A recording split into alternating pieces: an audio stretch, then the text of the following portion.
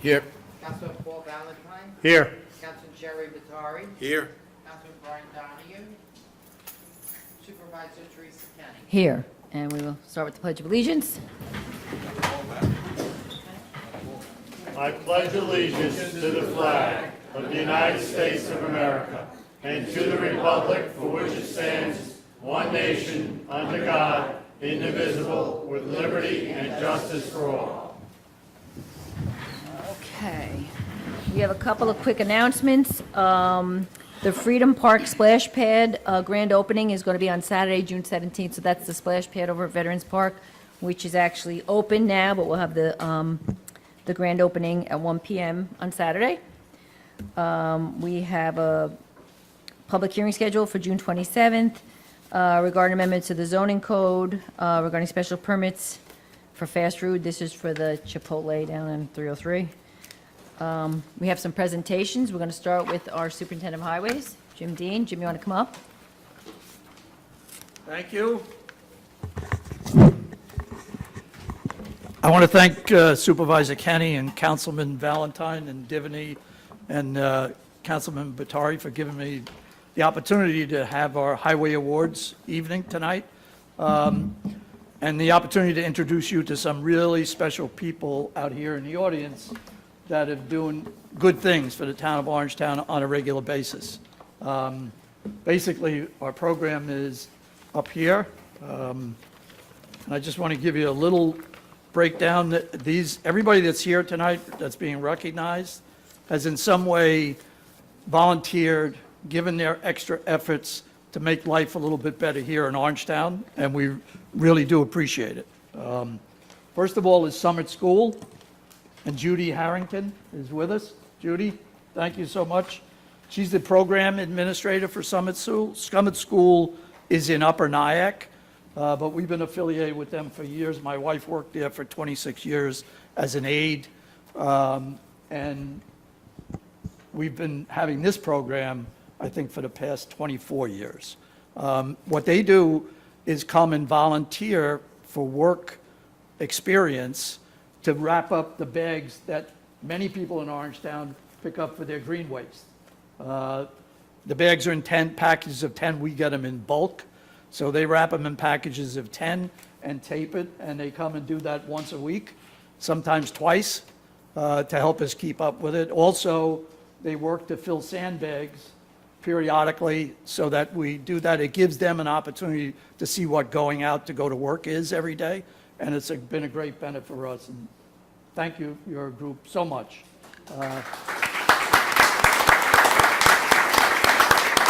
Many of the students live there and then go home for the summer, and there are day students, and the day students couldn't make it tonight. But I'm going to read off the names, and we do have, I'm going to ask Stefan to read off the names, please. And we do have laminated certificates for each, which we can give to you. If you could come up.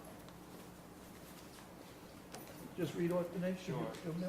Alex Chetinsky, Alex DeChekis, Max Graken, Aiden LaBelle, Kenneth Malky, Andrew Munoz, Manny Pachardo, Peter Rome, Kenny Uceta, Dennis Williams, and Nigel Williams. Thank you so much. Thank you. Can we get a picture?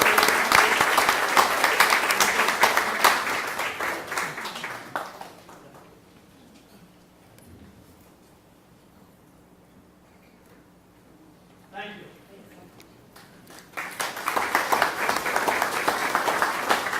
It's been a great asset for the town of Orangetown, and it helps us provide service to people at a very reasonable cost. For the part of the green waste and the leaf removal and just yard waste pickup is ongoing, and this is a big component of it. I think we do close to 100,000 bags a year. You can imagine there's a lot of packages to put together. Sorry. Right, yeah, next on the agenda is awards for other groups that do a great job for us keeping our community clean. We've had this affiliation with Keep Rockland Beautiful that went back before that to the Great American Cleanup and the Beautification Committee of Rockland. Sonia is with us, who's with us today? Sonia Cairo and Marissa Marone, I'm sorry. They're here with us tonight, I believe, right? Great. Significant about this, and Sonia can tell you, I'm not sure how many tons you picked up this year. What, you remember of? 20 tons of trash in a 2-month period. This affiliation came probably 25 years ago, based on the fact that they were able to get people from the local communities to understand how important it is to get out and clean up the side of the road. And the highway superintendents love them because we were always getting blamed for the stuff being on the side of the road. But unless you have volunteers that understand how it impacts the community and are willing to go out and help, people don't understand that you really can't keep ahead of it unless everybody's working at it. So thank you very much, Sonia. And we do have certificates for you, and we also have for a number of cleanup leaders. Under Sonia, Keep Rockin' Beautiful group, they organize cleanup groups from the different hamlets and different organizations. And interesting enough, you see the same names coming back up. Now, tonight we're recognizing from 2021 and 22, because of COVID, there was a time when we just couldn't get together and do this. So I'm going to read some names off. If you're here, come up, please, and we have certificates for you. So 2021, Catherine Strobel, Allison Carden, and Teresa Kenning. Allison, get up there This and is take it leadership, forward. right? Because they organized one program to clean up right here in Orangeburg. Jerry Collins and Niall O'Gara, Carol For Canundan, my new town. and Carol Canundan. She did 2 programs in 2021. 2022, Blauvelt was Donna McStarrow. Is Donna here? Allison Condon and Teresa Kemi. Did it again in 22. You only got one. You only get one, I Put was 2 going to dates say. on it. And Carol Canundan, again, for Palisades It's and missing. Spark Hill. So as you see, people keep coming back to help out. And actually, for the Tappan community, who's had major cleanups, sponsored by the fire department and local groups. And George Garrett, is he here tonight? George is not. Okay. Perhaps But who'd like to accept that? Mike Hollihan. Mike Hollihan, you want to accept that for them? Ray, Ray, I'm sorry. That boy Ray. Thank you, everybody, all of you.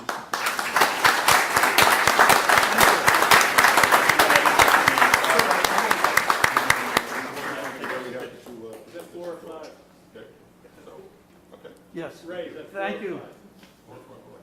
Which George? 5. Okay.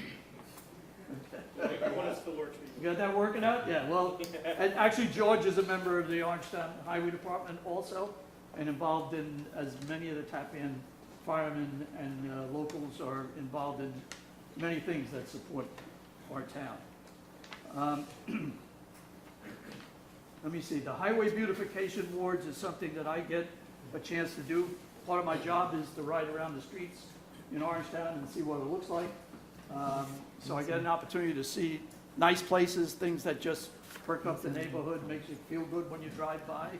And we have awards that are kind of a combination for the last 2 years, because as I said, we were limited of having any kind of meetings during the COVID era.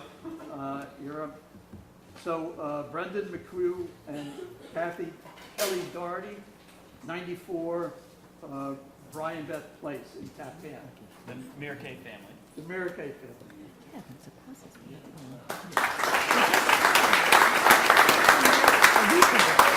So this is Kelly and her daughter. There's a little place that nobody would realize it, on Brian Beth Place, which is in Tappan, that has beautiful flowers along the curb and a cleaned up area behind the curb where nobody else would go. It's not their property, it's across the street from their property. But it also borders on a town-owned property that's kind of like a park. And they've been taking care of this for years. So we really do appreciate. They do have a picture in here of what it looks like. Been emailing So if me. anybody knows where Brian Beth is, take a ride by. You appreciate what neighbors do. Good job.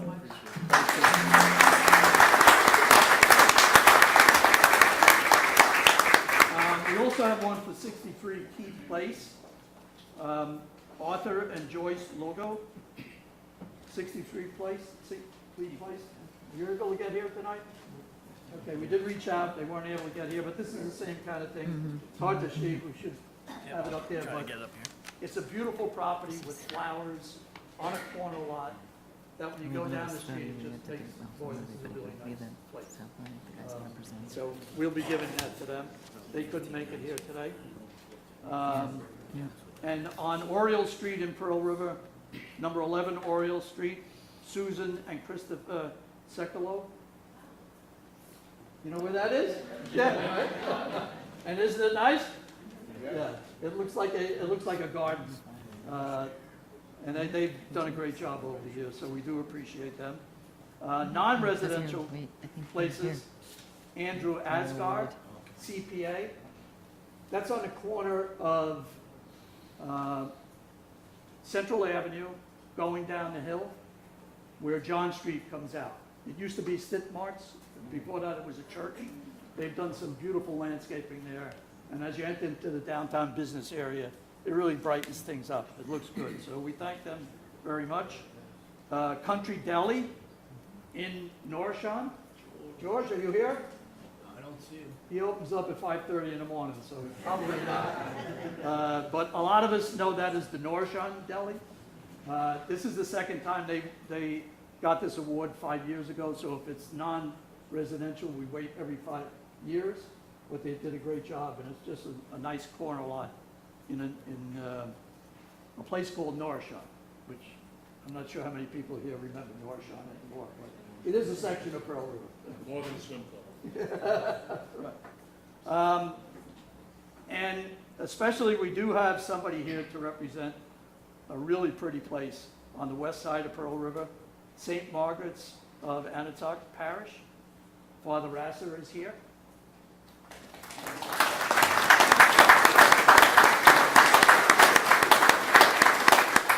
So they've done a great job of beautifying the front of the church. They really do. And I'm sure people that go there on Sunday love it. Thank you. And we do have a special group actually in Tappan. I think I said it before, Tappan has been always volunteering. People really care about that little community. So we have 3 groups that have been working on the Tappan Memorial Park. And that's the area where the triangle and the area is around the Dutch Reformed Church. So there's 2 different triangles in there and the lawn going up to the house, which is absolutely beautiful now with all those American flags. So we have 3 groups. The groups are the Carl A. Sheelan American Legion group, the Tappan Reformed Church, and the Volunteer Fire Association from Tappan for the Field of Honors Committee. So accepting for them is Walter Jackson from the American Legion, Mike Callahan,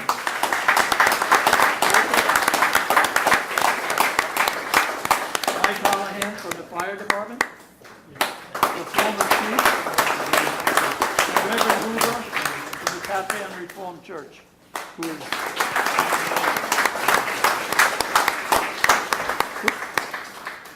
Thank you, gentlemen.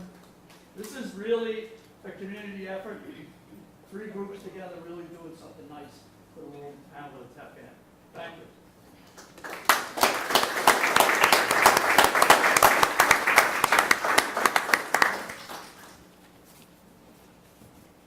So our community neighbors, our helpers from the community, thank you again. We appreciate you taking the time to come out and help us celebrate this.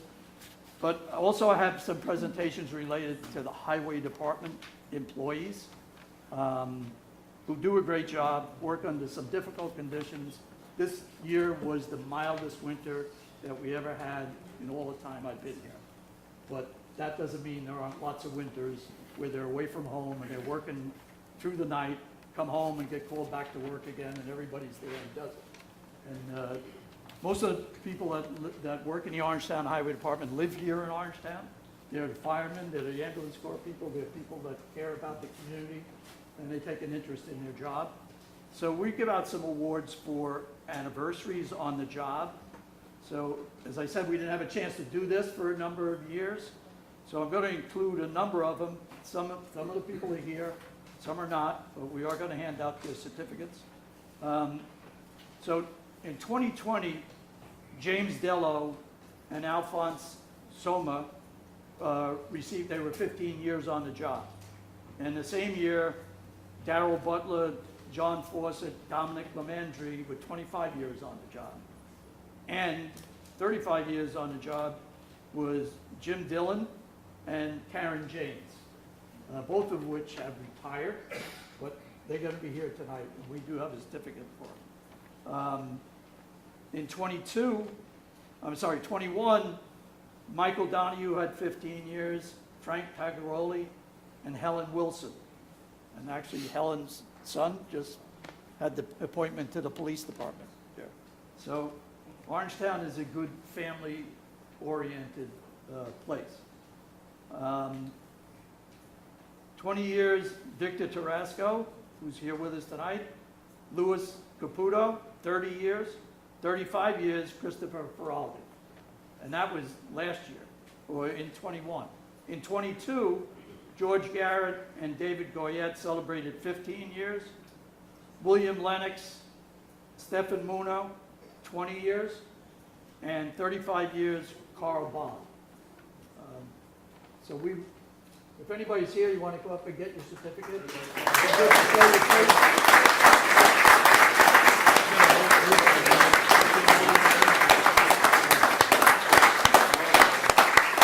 We can all start here.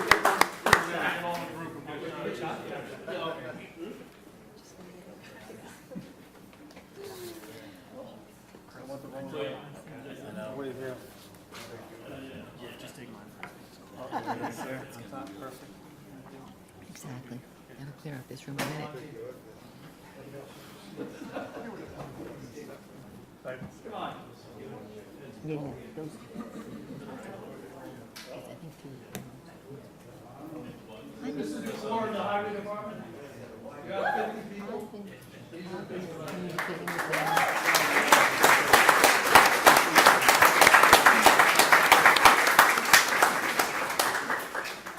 Thank you. We got more coming.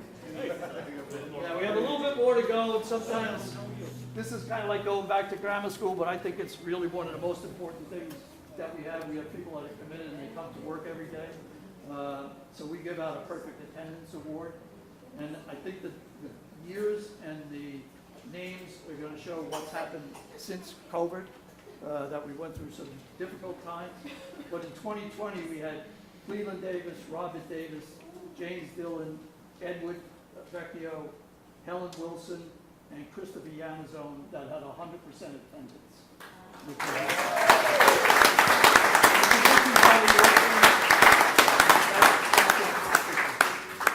And in 21, we had Kevin Ayers, Thomas Caputo, Cleveland Davis, Robert Davis, and Edward Vecchio. they brothers? 100% attendance.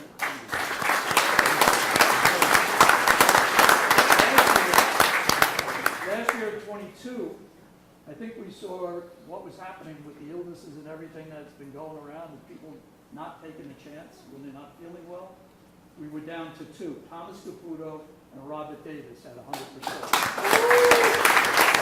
I want to thank you very much. It's easy when you're working in this kind of atmosphere to be able to take a day off, and people that come to work every day deserve to be honored for that. So thank you. So we're getting close. We did have some retirees that we have not really had a chance to recognize them. So tonight we have Dwayne Henthorn with us. He retired in 2020 with 30 years on the job.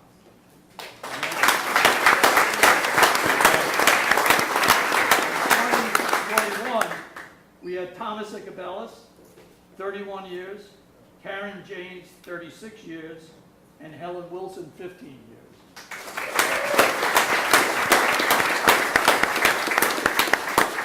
And in 2022, James Dillon, who retired as our Assistant General Foreman, had 37 years on the job. We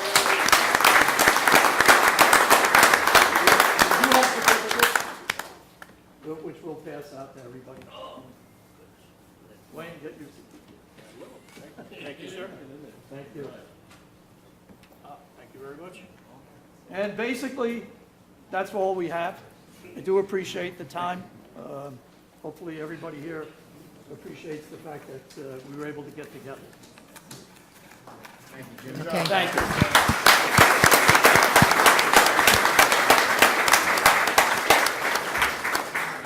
Jim, I see there's refreshments outside. If you want, we will take 5 minutes so everyone can go head out to the refreshments and you'll, we'll take.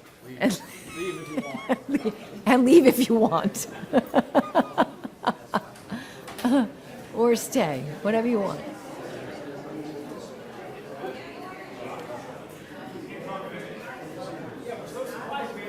These are, okay, so.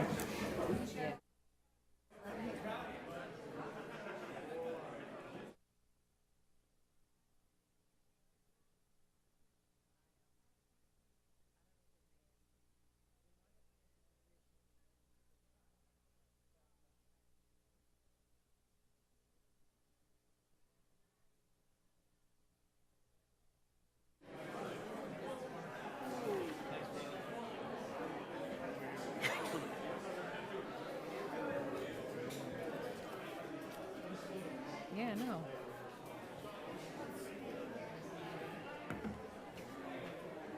Yeah, they came up, I met them, they were here one night. I never got the election installment and stuff.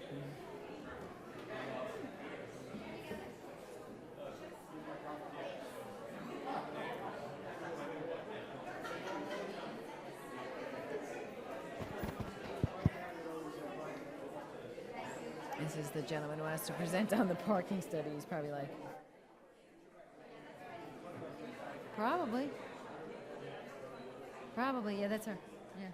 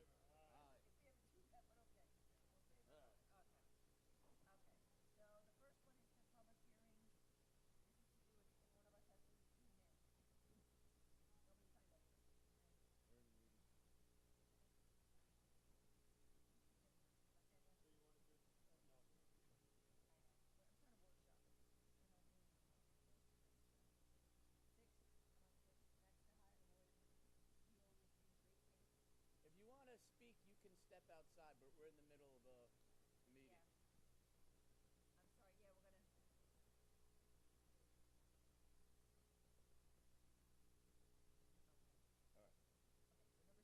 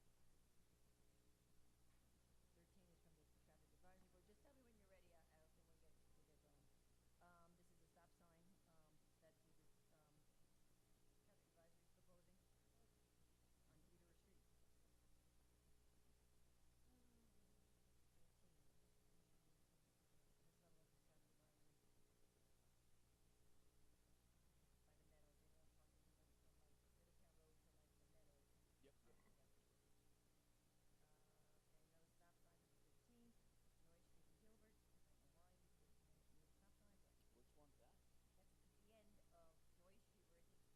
Yeah, I know.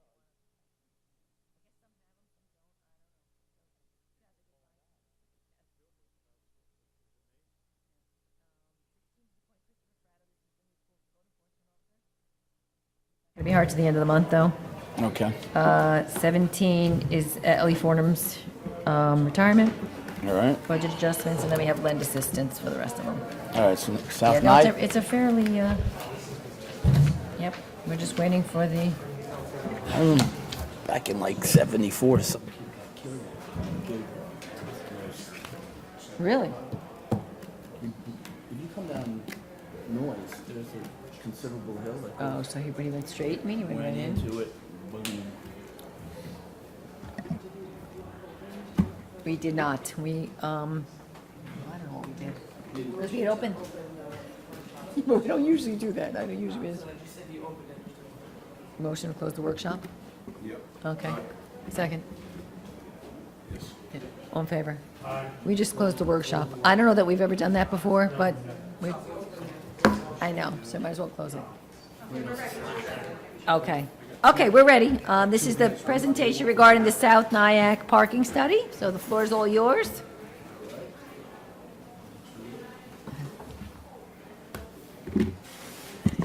Good evening.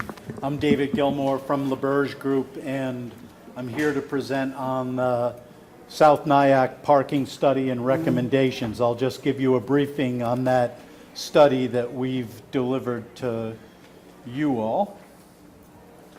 I'm a planner with LaBerge Group. We're an engineering and planning firm based in Albany. We worked on the dissolution study for Village of South Nyack, performed the zoning upgrades and integration last year for the former village, now hamlet of South Nyack, and now we're presenting on the parking study and recommendations, recognizing that we need a regulatory framework for parking for the village. So, or the former village footprint, excuse me, that would integrate with the town. So the village dissolved a year ago. We conducted and have presented to you a study to look at the parking needs and possible regulatory framework for the village. We looked at the existing village regulations, which were still in effect until this year, the town regulatory framework. We looked at the whole street environment attributes. We looked at public streets, which streets were the major routes with declared snow emergency routes, the different volumes, the characteristics of the street. We looked at the Brookside parking lot, as that is the one public parking lot in the hamlet area. And we looked at demand for parking, all with, as I said, the goal to present parking regulations for the hamlet that fit within the town's existing framework, since the hamlet was being brought into the village with dissolution, the hamlet was being brought into the town with dissolution of the village. The study contains our analysis. It includes about 18 pages of the sort of profiling of the street environment and parking conditions in demographic, population characteristics, features of demand within the hamlet area. It's another 10 pages looking at existing plans and policies and recommendations. And then we actually, in the appendix of the report, we have presented proposed regulations for your consideration. So in this context and needs assessment, we recognize that the town, in considering how to integrate a parking scheme for the village, the former village, does not provide overnight parking during the winter season from essentially November through April. The village, former village though, has somewhat of a unique sort of urban street environment and land use character, because there's a lot of small lots with 1, 2, 3, even 4 family residential structures where there's quite constrained driveways and parking conditions. It's, as we know, the hamlet is essentially a residential area if you include some of the large multifamily developments like on the southeast side of Piermont Ave over by the new New York Bridge. So our needs assessment also, what we did is for our information seeking and analysis, we consulted stakeholders. We talked to the police force, emergency officials, of course, highway superintendent, former village officials, other interested stakeholders knowledgeable about the policy environment to gain context. So there's many narrow streets in the village, oftentimes with widths even lower than 28 feet, and you've got that sort of very character of small lots, high density street grid east of the thruway, and then west of the thruway you've got a more open, but you've got your hillside with newer streets that are curved, steep, oftentimes lack sidewalks. And as I said, we did take a look at the Brookside lot because that is one of the currently used publicly available parking supplies, the sole one in the former village and now hamlet. And as I said, we talked to stakeholders and key informants, and feedback that we received was about trying to integrate a parking schema within the town existing vehicle and traffic law, and also the parking lot law that you have that controls your parking lots down by the transit station. And also that, of course, we want to sustain emergency vehicles access and easy street maintenance and operations. We received a lot of feedback about that the new New York Bridge, not only were there new configurations to access and egress the bridge, but that those did generate some changes in the circulation and traffic environment in the village, and in turn people felt that there were some relationships between vehicle travel on streets like Clinton and demand for parking. And we addressed the whole hamlet. It's really uniform in its residential character. And people mentioned their interest and concern for neighborhood character. So on to our recommendations, which is really the last third of the report, where we lay out what regulations we propose and why, and also we describe other recommendations for promoting complete streets, traffic calming, as those may be components that would be desirable, such as for community character maintenance, in conjunction with possibly making regulatory provisions for some on-street parking in the village. And I can say also, by the way, when we talked with the stakeholders, there was this identification as, for example, especially what I think of as non-recurrent demand for parking, maybe some non-recurrent congestion. And those points identified were when there were events in Nyack with street closures, and also on weekends. Maybe there was some spillover into the former Village and Hamlet area, demand for parking, like on, maybe it was on Cedar Hill, being right near the village core, the Village of Nyack core, but also maybe Piermont over by the waterfront park. Sometimes on weekends you've got some demand arising there.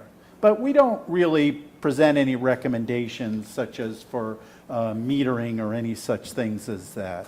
So our recommendations are to promote complete streets. Complete streets are the idea that streets are meant for all modes of traffic, including people, and that so traffic calming, considering how you provide parking can in fact, and how you even manage traffic, including as people try to find parking and park, can make a difference in your street environment.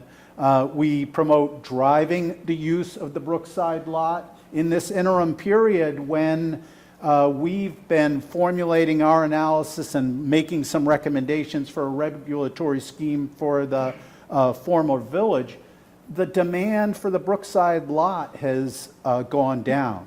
So it really seems that if we're going to recommend some on-street parking provisions, that I'm saying drive the Brookside lot utilization, because that's off-street parking, it's available for parking, and it has very economical rates on the order of, I think it's maybe $1.15 a day for parking. A great deal for anybody that needs to have parking in the town, and especially in the Hamlet area. And we recommend practicable on-site arrangement when properties go through redevelopment. For example, we believe that there's enough opportunity to provide on-site parking at the former Nyack College. We're not recommending that there needs to be zoning changes in conjunction with that, since we made zoning recommendations a year ago, because those do provide for providing on-site parking.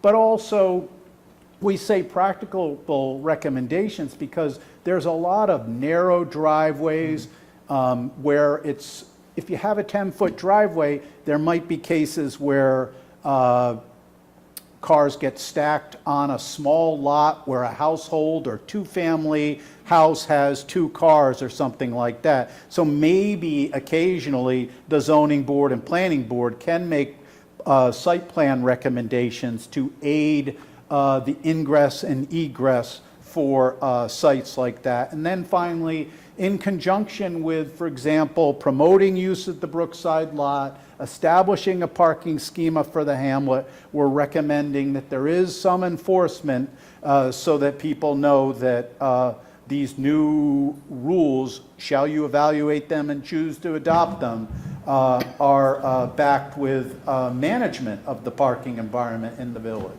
So our recommendations, and I feel like I'm getting long-winded, but we basically just recognize that there is a prohibition on parking in the whole town. We've essentially carried that forward, and we're recommending that based on our analysis of demand for parking, characteristics of properties and land use, the features of the street grid, we're estimating that there's a need for, say, plus or minus 150 parking spaces in the hamlet area of 0.6 miles and say plus or minus 1,000 occupied houses or housing units.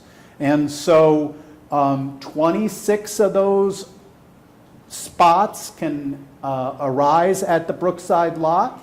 There's probably even potential to reconfigure Brookside lot, still have it be a very nice amenity and grab a couple more spots there should your demand escalate. And by the way, Brookside lot, Highway Superintendent Dean, you know, those are the places where he recommends, and we think there could be good grant opportunities. For example, you could go after a Climate Smart Communities grant for refurbishing that lot, providing electric vehicle charging stations, upgrading the drainage systems on that property. So that might be a way to enhance that site if you continue to use it for parking. So take away, say, 26 stalls at Brookside lot. You need plus or minus 125 spaces within the grid of the village, and we're recommending that 15% of those stalls that you need are for changeover and getting in the spots, because it's never one-to-one. You know, somebody goes, somebody comes in. You want a few spots vacant at a time. And we're recommending using streets like Cooper, Division, Washington, Clinton, maybe on the western side. And the rationale for those is they're distributed all around the hamlet area, and these are the widest practicable streets that you have, and we have recommendations for proceeding with that. But all in all, like 90% of the regulations that we've used is we took the village framework and fit it into the town's framework and just did our menu where we were, and our schedule where we were moving from the village framework to the similar standards within the town. And so finally, if there is this concern for, and it's very rational for streets and constrained parking environments where you need, of course, to be able to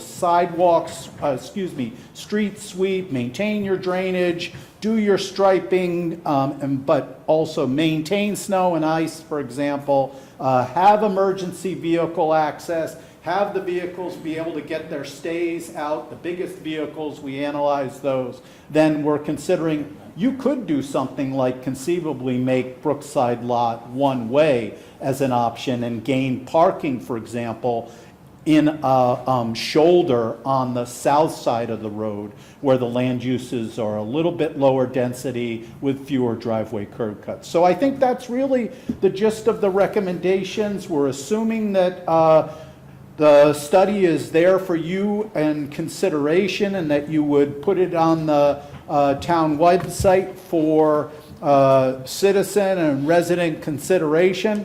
We suggest you schedule a hearing in advance, seeker, and then once you're setting a hearing and getting into the law, refer that to Rockland County, and we stand ready to help you with that. And we would recommend or urge you to, when you're ready, adopt the plan and regulations.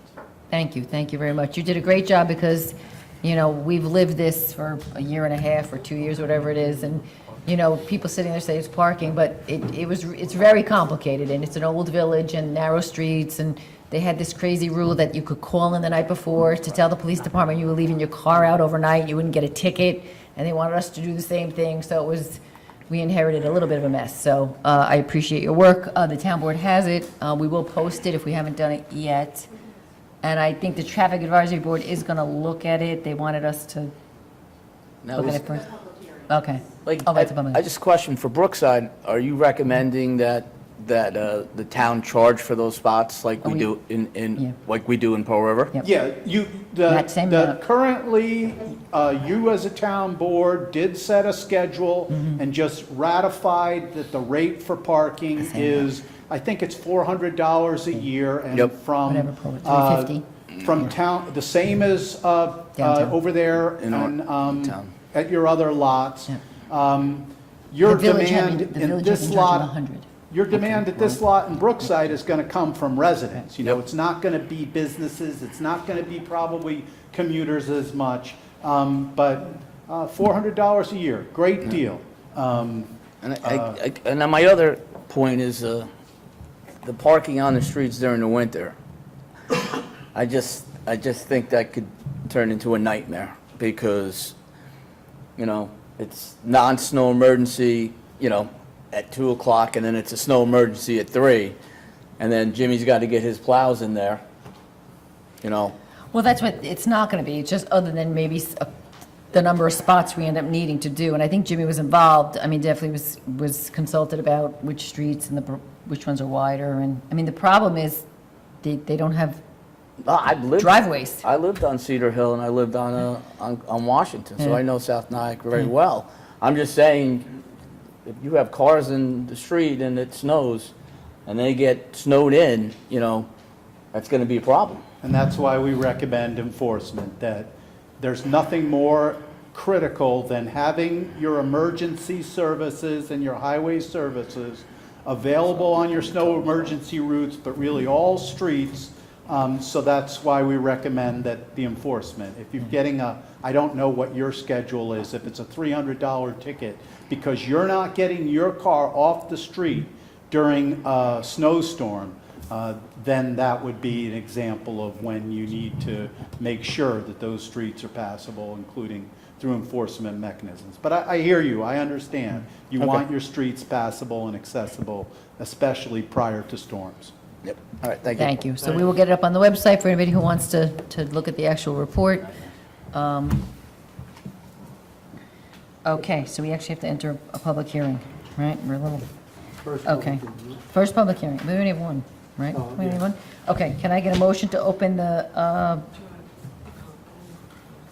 No, did I skip it? We'll come back to we'll that come back to it. in another lifetime.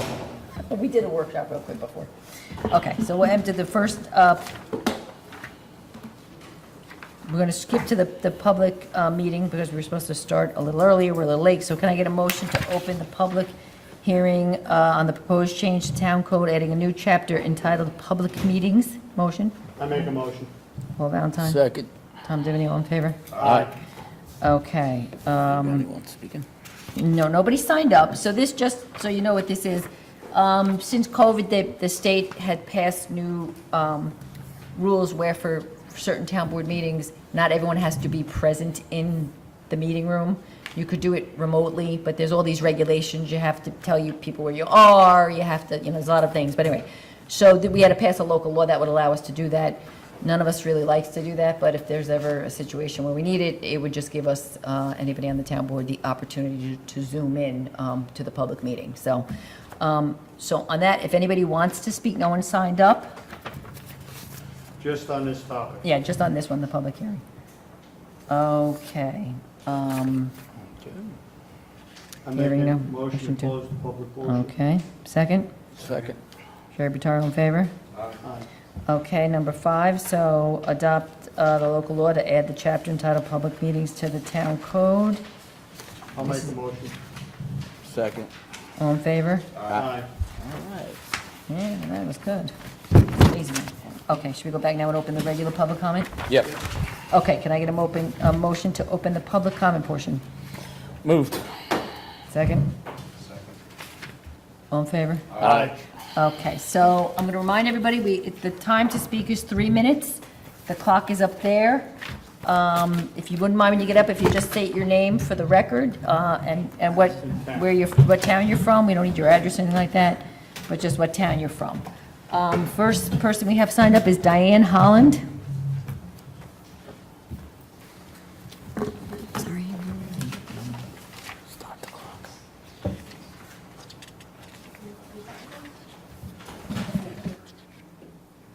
Thank you.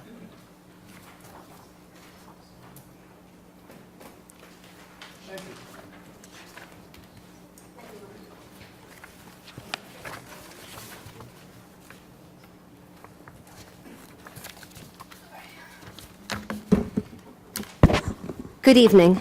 My name is Diane Holland. I live in West Nyack. I was a past nominee for Clarkstown elected offices, 2 of them.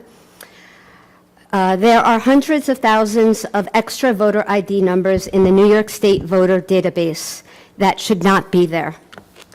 There are also more votes in the 2022 elections than voters. These are just 2 of many conclusions reached by the New York Citizens Audit. This was found after performing an open source audit of publicly available New York State registrations and election records. And let's see. The summary sheet has been provided and distributed to many here, and extra are right over here. Let's see. These irregularities are alarming and not acceptable in the United States or any other country. You have all received documents by email that go into detail to explain all of the explicit discrepancies found. Included is a resolution, what I just handed you, is a resolution for an end-to-end audit of the 2022 election. These efforts are being done and happening in every town in New York State, and some supported by their town officials. I will not be reading all the paperwork tonight because it's lengthy. We would be happy to answer any questions, and if needed, put you in touch with those who know the data inside and out and could recite the election law in their sleep. Maybe a public hearing would be needed. Canvassing efforts throughout Rockland County have uncovered similar irregularities, and this is just a small amount of the canvassing that we've been doing door to door. So that's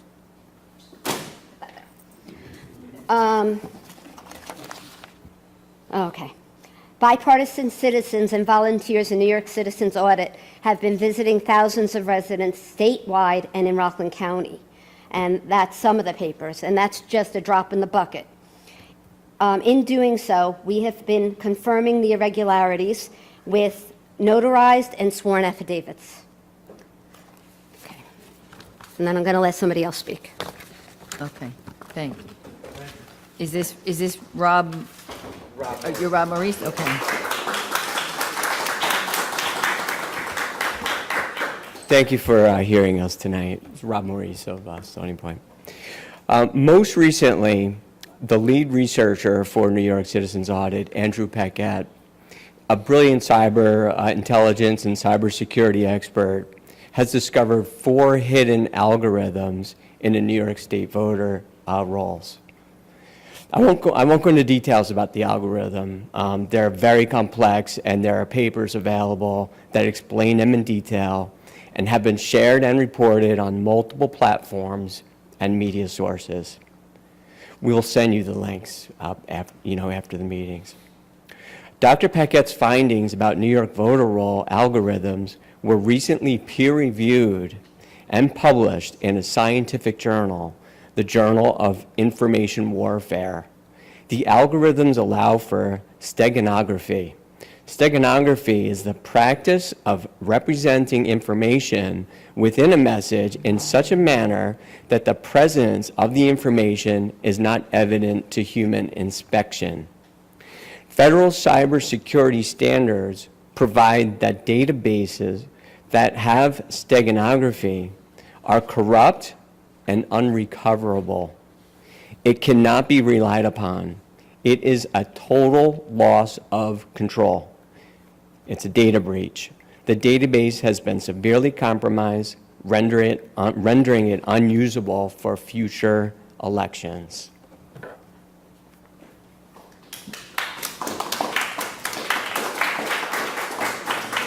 Next is Jeannie Bergen. Yes, hi.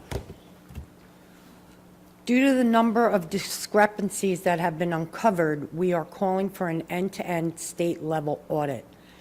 As our election system is national security infrastructure, the violations of the state and federal law cannot be ignored. And this end-to-end audit will not only show failures, but it will help guide us into a new system. You might be wondering why we are presenting this to you, because you have no control over this. The goal in this process is for we, the people, to push from the bottom up. Small governments like towns or village boards usually have no political pull in the fight. But your willingness to represent your constituents by passing this kind of resolution is huge.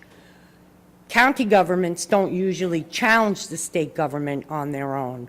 Nothing shows board support for a county better than past resolutions from towns and villages.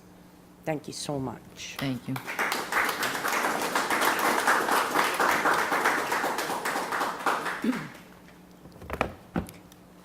Hi. Hi. Hello. My name is Patty Paquin. I'm from Tappan. In addition to the request for the end-to-end audit of the 2022 general election, we're requesting the following: enactment of legislation defining a mutually agreed-upon process by which an end-to-end audit would be triggered in any future elections. Also, enactment of legislation defining a mutually agreed-upon accuracy rate for the New York State voter and counter-voter roll databases. Also, for legislation allowing for anonymous vote verification and tracking by the voter. Criminalization election misconduct explicitly with regard to state election law and increased penalties to reflect the societal and generational harms inflicted by these crimes. Be it resolved, the Town Board of Orangetown, New York stands in support with the concerns and remedies presented here. We implore the Rockland County legislators, New York State legislators, federal legislators, law enforcement, federal and state prosecutors, judges, and both state and county boards of election to cooperate and fulfill these firm requests of the people. Okay, this is not a Democrat or Republican thing. This is about the people of New York State having faith in our elections. This is about our elected officials working with the people to preserve all our rights and to make sure yours and our votes count. If we can't do this together, the people of New York State will lose all faith and trust in our elections and our elected officials. Many polls are reflecting this sentiment. For an example, there was a poll conducted among likely general election voters between November 16th and 20th of 2022 by the Trafalgar Group. Sorry about the mispronunciation. 56.8% of the respondents indicated a broken trust in American elections. Only 43.2% of the American voters said that they trusted American elections are fair and accurate. We should never be afraid to question or feel our voices won't be heard. Too many people feel helpless and believe nothing they do matters anymore because the government is going to do what they want to do anyway. Now is the time to do what is right and to help protect our rights, all of our rights, to vote and make those votes count. We present this to you for your yay or your nay and signature in order to have an existing public record. In closing, we know that this situation is not your doing, nor does the board have any authority to correct it. As our local representatives, we are asking you to adopt this resolution and join in the effort to take this to the legislative body that can force a statewide end-to-end audit. This is the only way we can be assured that our voter rolls are corrected now, and we can guarantee that they remain that way in the future. Thank you very much. Thank you. Mike Mandel?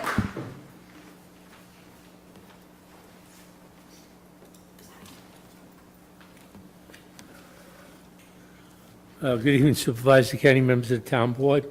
My name is Michael Mandel, a resident of Pearl River. Also, I'm the Vice President of the Pearl River Park and Activity Committee, a nonprofit that sponsors the 4th of July fireworks in Pearl River.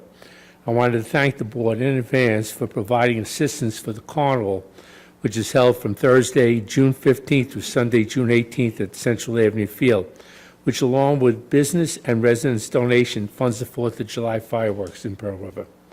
In addition, I want to thank you again for the future assistance, for providing assistance on the evening of the 4th of July fireworks, especially the Highway Department, which secures the perimeter of the area with their trucks, as well as the police department detail that provides a safe environment for everybody. So I just wanted to thank you in advance, and hopefully we'll see you there. Thank you. Thanks, Mike. Next, I have Michael McLaughlin.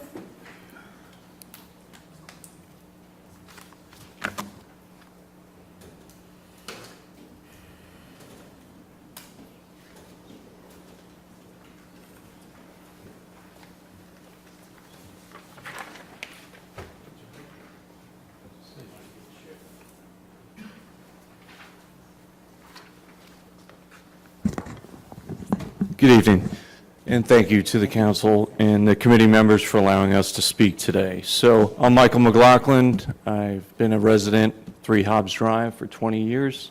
Love this town, love the community. Very grateful to live here. So, wanted to start off by thanking not just the council, but also to Supervisor Kenny, Chief Butterworth, Director Slavin, and also to Mike Aitchison. So what I wanted to do is to recognize them for their efforts. Unfortunately, we have a neighbor that's been violating town code, and they've been hosting illegal paid-for parties at their residence. And how do we know that? They came out and told us, and they put notes, and I just gave the dossier to all the board members so that they could see it. So what they're doing is they're going on social media, renting out their house, put in all the rates, they'll host up to 100 people, and unfortunately it's gotten out of hand. We thought the issue would take care of itself, but it has not. So what we did is we worked, got coaching from Teresa, got coaching from code enforcement, worked with the Orangetown Police Department, gave them the evidence, so now they're working the case. So on behalf of my neighbors that are here today, what's happened unfortunately is these people come into our neighborhood. We have license plates coming in from Pennsylvania, Ohio, New Jersey, other parts of New York. They pay, they get a wristband, and that's part of the dossier that I gave to the board so that they could see just like you were going into a club or a bar. And then what happens is that they have alcohol, other things going on. I'm not going to make the accusations, but you can only imagine. In the letter that she gave to the local community, she said she'd stop music by 7:30 at night, and we had to call the police after midnight, and the noise was going on until 3:30 in the morning. So unfortunately, I have infants in the neighborhood. I also have little children. I have grandmothers during the day that don't want to come out and walk the children on the street because it's gotten out of control because we have people all out of the area coming into our neighborhood. And unfortunately, the neighbor that's right next door, his wife is dying. She's terminally ill of Alzheimer's. She's been crying nonstop every time one of these gatherings occur. So on behalf of our neighborhood and our town, I thank you, Supervisor, for your leadership, for helping us deal with this issue. We're going to give you all the evidence, all the support that we can, and I really appreciate you guys stepping up. So if you guys have any questions, but all the information is in that dossier for you. Thank you. Thank you. Sharon Siegel? You're not going to be speaking, okay. So that's the last person that signed up. Is there anybody else who has not signed up that would like to speak? No? Up? Okay, right in the nick of time. It won't take 3 minutes, I'll tell you that. Just a couple things. Hi, I'm Roger DeBonis. Some of you know me well. I would like to thank you, first of all, the whole board, but especially Supervisor Kenny, for your leadership in the whole situation that went on with our lovely mayor of New York City trying to send in, illegals up here to our county. I was fortunate enough to be somewhat involved in that. I won't put myself any praise on the back, but it just needed to be done, number one. Number two, just in watching what was put up on the board earlier, there was a mention of the Governor Cuomo Bridge. I don't know what our town can do to further the idea that we call it back to what it is, the Tappan Zee Bridge. And as far as the election thing, again, I don't know to what extent the town has jurisdiction. I know it's a state issue across the board, but how about we go back to calling it and enacting it as Election Day? No early voting, no crazy, like everybody gets to vote whenever they want. And how about voter ID? I know I have to give my ID to every single thing I do in my life. Just wanted to throw those things in. I came here kind of late in the game, but I didn't get my name on the list. But again, thank you for all you do. I'm proud to have brought my family up here close to 30 years ago, and bravo to everything you do. Thank you. Thanks, Roger.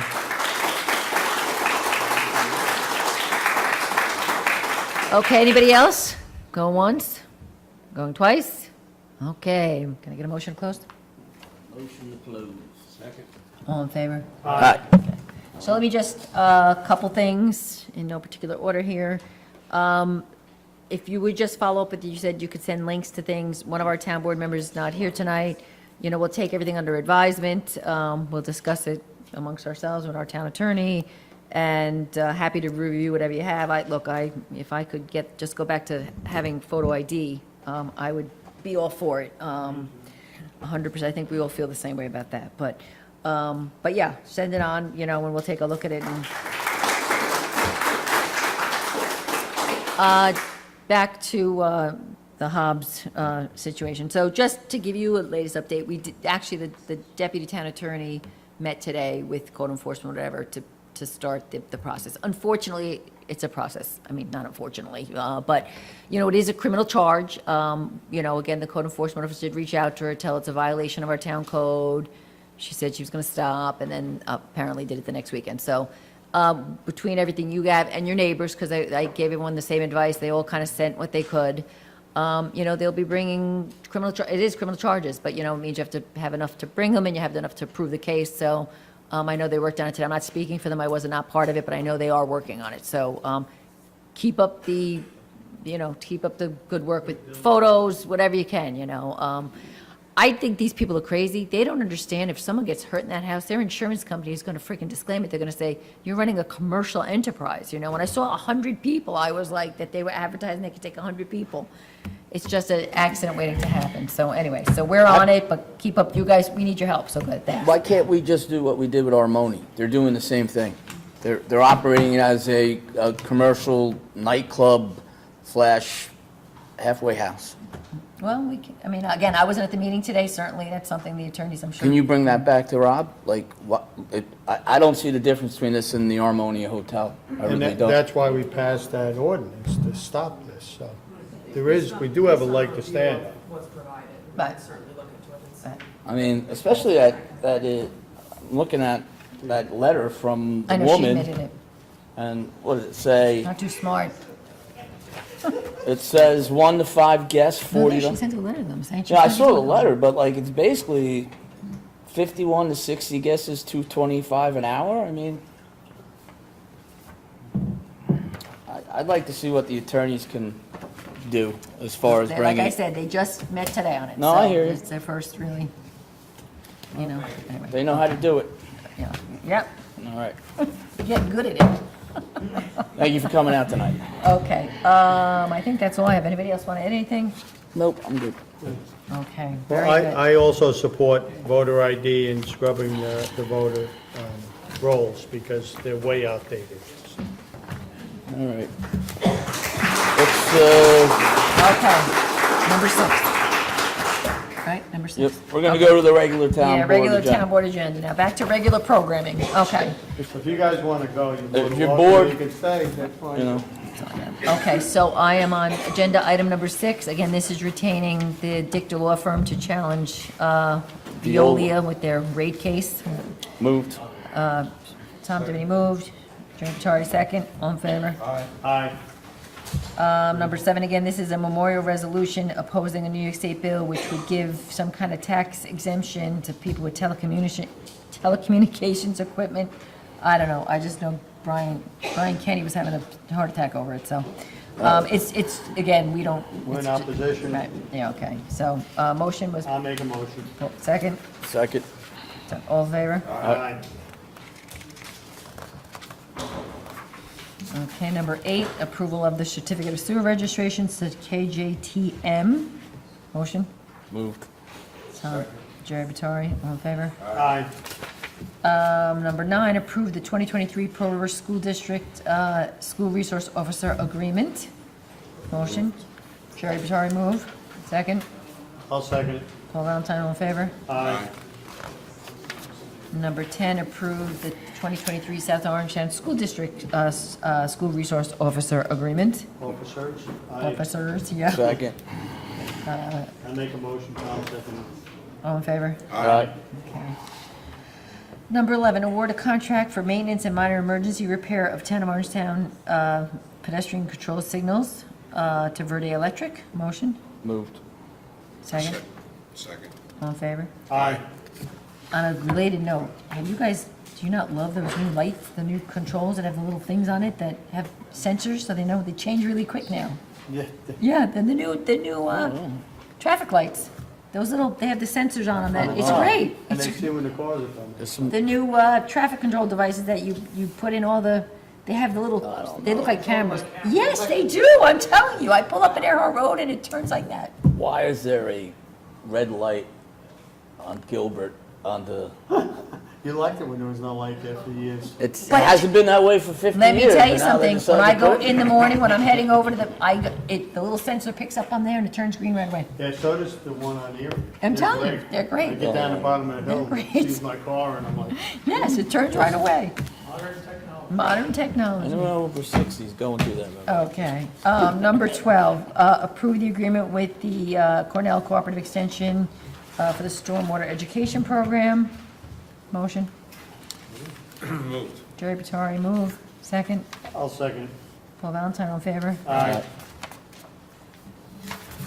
Number 13, set a public hearing. Again, these are all from Traffic Advisory for the, this is the stop sign at the corner of Dieter Street and Washington.